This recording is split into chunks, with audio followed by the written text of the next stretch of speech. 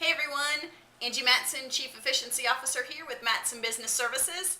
In the last video, I talked about number 1 of the 3 B's, the banker boxes. Go ahead and use banker boxes to archive and store away all those things you don't need. What's the second B? Bins. I'm a big fan of bins, and many of you know about my 2-filing bin system. Well, this one, I use a bin for anything that needs to be shredded. You can keep a little shredder next to your desk and shred one at a time if you have a minimal amount of shredding.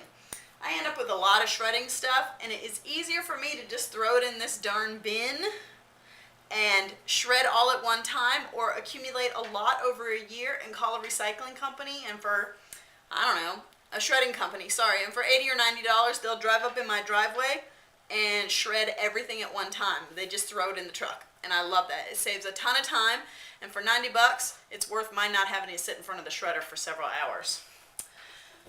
What's the other kind of bin that you can use? Well, it is a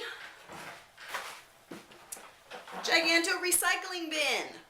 I love the recycling bin. I actually keep it right next to my desk. It helps me avoid the temptation of the trash can. So if I look at a piece of paper and it doesn't need to be shredded because there's nothing that has personal identifying information on it, no bank accounts, no social security numbers, many times no names or account numbers, I throw it in the recycle bin. I take that thing out once a week, put it in my big recycle bin, and then it goes out to the curb. So the second B of 3 is bins. I use recycling bins and I use shredding bins. Angie Mattson, Chief Efficiency Officer, Mattson Business Services.